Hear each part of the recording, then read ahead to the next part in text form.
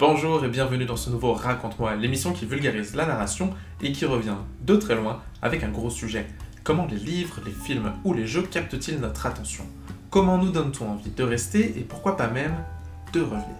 Vous vous êtes probablement déjà trouvé dans une situation où, en zappant à la télé, en testant un jeu qu'on vous a conseillé, par hasard ou avec envie de découvrir, de vous dire « Ouais, pourquoi pas, je vais essayer après quelques minutes seulement passer devant ce livre, ce jeu ou ce film. » Et bien dans ce tour d'horizon, on va essayer d'expliquer les pourquoi du comment d'un point de vue narratif.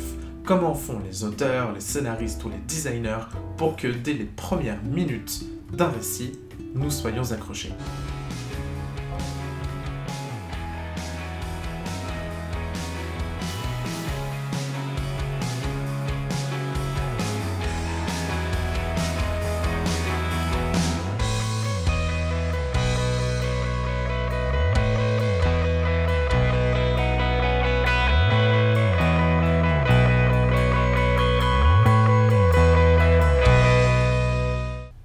Alors on va commencer par le plus évident peut-être, une fois le premier coup d'œil passé sur une jaquette, ce sont les spécificités d'un médium qui peuvent nous capter. La direction artistique d'un film d'animation, la réalisation d'un film, le montage d'une série, le gameplay d'un jeu, et pour ça il suffit de voir combien d'entre eux reposent sur des mécaniques dites addictives pour nous fidéliser. Bref, tout ça peut être un point d'accroche. Toutefois cela ne suffit pas. Combien de fois est-ce qu'on peut regarder un film, se dire que c'était original ou intéressant, sans pour autant avoir été investi dedans? Alors quand on est chanceux, ça reste divertissant, et quand on ne l'est pas, ça devient juste assez long. Mais il y a tellement de paramètres que je ne peux pas vraiment m'arrêter plus longuement, d'autant que ça dépend aussi beaucoup de nos affinités. Certains aiment des récits assez lents, d'autres aiment des choses plus péchues, certains aiment des récits qui se passent dans un lointain futur, d'autres un récit qui se passe plus près d'eux, certains aiment une mise en scène posée, d'autres aiment quand ça bouge dans tous les sens. Bref, il y a autant de goûts valides que de personnes. Alors on va plutôt rentrer dans le vif du sujet d'un point de vue narratif. L'élément déclencheur est un bon moyen de capter notre attention parce qu'il implique un changement d'état. Un changement que le spectateur devrait vouloir voir si la transition entre ce qu'il a vu avant et ce qui pourrait advenir l'intéresse. Ça implique qu'il ait une certaine compréhension de l'univers ou en tout cas des personnages. La plupart du temps, un récit, s'il est bien conçu, nous guide jusqu'à ce moment, même s'il peut être inattendu, et ce choix que le ou les personnages vont devoir faire.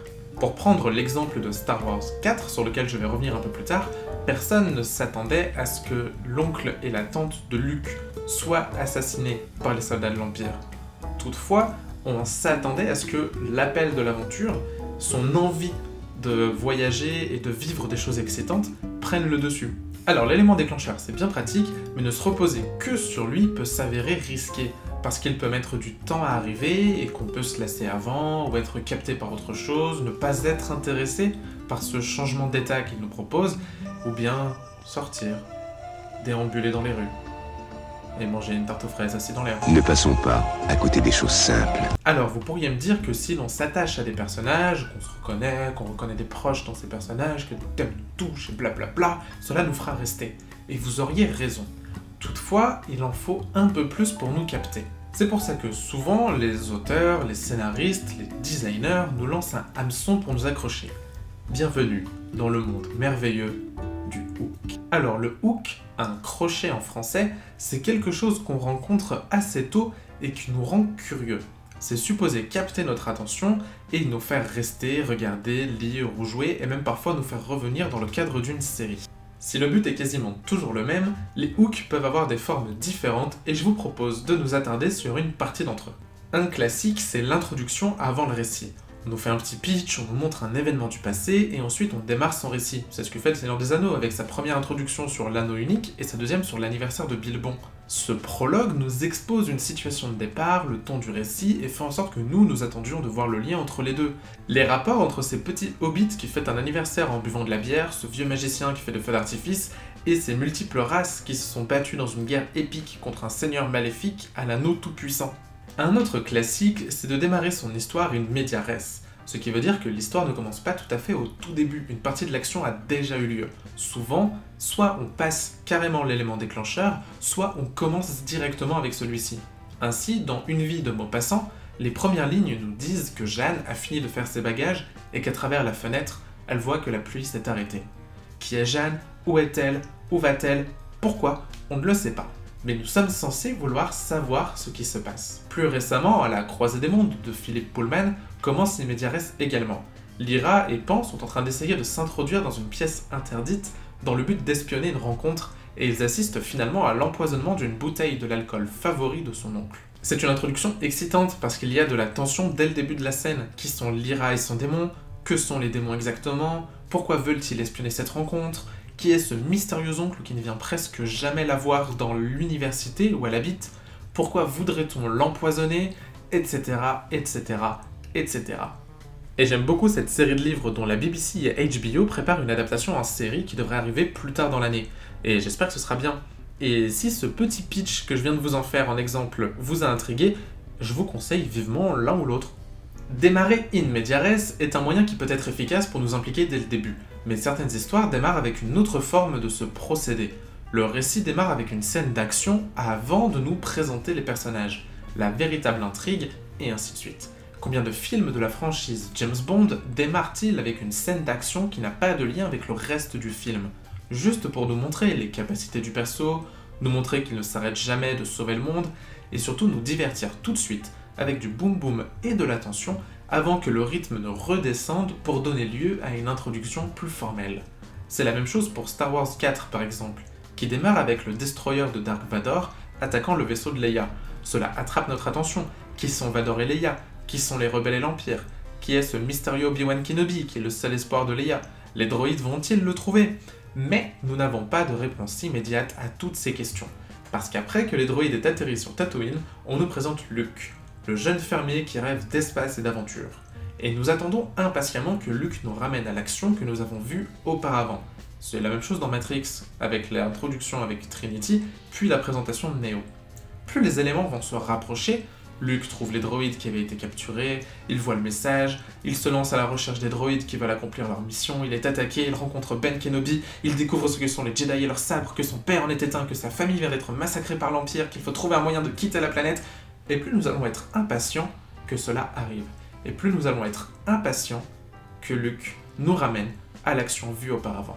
D'autant plus que nous avons suivi plusieurs personnages et que nous voulons les revoir, voire les voir se rencontrer. Après, pour être honnête, je pense que chaque introduction des films Star Wars, avec le « il y a longtemps dans une galaxie lointaine, très lointaine » et le texte jaune, sont des hooks. Ils nous introduisent à l'univers et aux prémices de l'histoire que nous allons suivre. On nous dit quelque chose, on le voit, on le joue, et ensuite on veut le voir arriver. On veut voir comment on en est arrivé là, ou ce qui va changer. C'est aussi la même chose avec tous ces films qui commencent avec un « mon histoire, vous voulez vraiment que je vous la raconte ?» Ou bien « ça, c'est moi, vous vous demandez sûrement comment j'en suis arrivé là, eh bien je vais vous raconter !» Ou encore un narrateur qui nous parle, parce qu'il nous tient alerte à ce qu'il dit, aux différences qu'il peut y avoir entre ce qu'il dit et ce qu'on nous montre, et puis ça nous donne aussi un côté proche de nous. Nous teaser, nous aguicher, puis nous faire attendre est un moyen efficace que beaucoup d'histoires peuvent utiliser différemment. Nous avons vu l'exemple du Seigneur des Anneaux, mais dans Harry Potter, on nous dévoile un peu de lore, c'est-à-dire un peu de l'univers de ce récit, moto volante, sorcier en robe, métamorphose, briquet qui aspire la lumière, etc. Et pas mal de teasing sur ce qui va arriver en nous faisant nous demander à quoi Harry a-t-il survécu? Pourquoi le place-t-on dans cette famille? Que sont les Moldus? Pourquoi tout le monde connaîtra son nom? Que va-t-il se passer quand il va grandir? Etc. Dans Don Juan de Molière, dans le prologue, à nouveau, Sganarelle, son serviteur, nous décrit son maître pour nous faire redouter, appréhender ou vouloir la rencontre avec le dit personnage, pour voir ce qui est vrai ou non, et à quel point avec ce portrait que l'on vient de nous brosser. Chaque épisode d'Avatar, le dernier maître de l'air, démarre avec un bref récapitulatif qui nous présente les 4 éléments, comment la Nation du Feu est passée à l'attaque, la mystérieuse disparition de l'Avatar qui aurait pu ramener la paix, et comment Aang pourrait mettre fin à ce conflit et rétablir l'équilibre. L'épisode du jour n'a même pas commencé sa propre histoire que nous sommes déjà accrochés, hameçonnés par ce pitch et tout ce qu'il promet. Et si l'épisode nous plaît, il est probable que nous serons au rendez-vous pour le prochain, pour voir les personnages interagir, changer, grandir, pour voir les moments épiques que cette guerre promet, pour découvrir plus de cet univers fascinant et pour se rapprocher un peu plus de la fin. L'introduction nous rend curieux, l'histoire nous fait rester, et c'est très malin, surtout si le reste de la série est aussi intéressant, parce que cela réduit les chances que nous laissions tomber.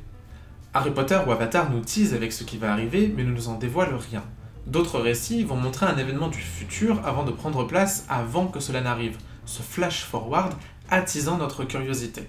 C'est ce qui se passe dans Life is Strange, où l'on commence par le cauchemar d'une tempête qui approche. On sent rapidement que cette menace est réelle, mais nous ne savons pas encore quand, comment, ni pourquoi elle va se produire, ou même si l'on pourra l'en empêcher.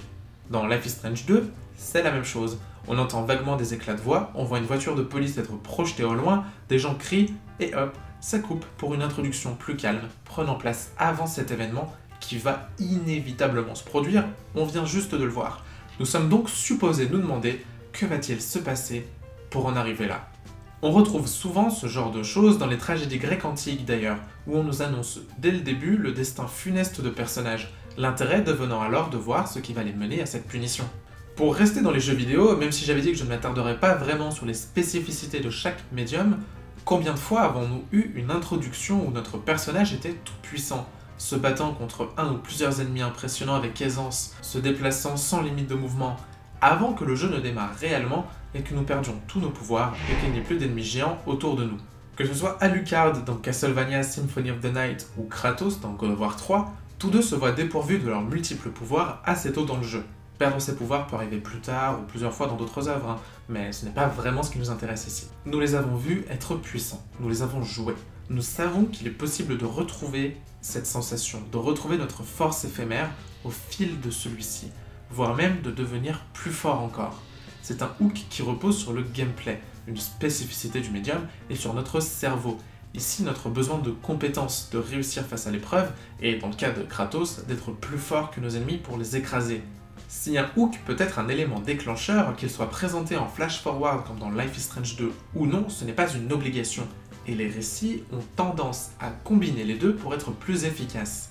À nouveau, c'est ce que fait le dessin animé Avatar. Le hook, c'est son introduction, mais l'élément déclencheur, c'est lorsque le groupe est capturé par les guerrières Kyoshi dans un épisode.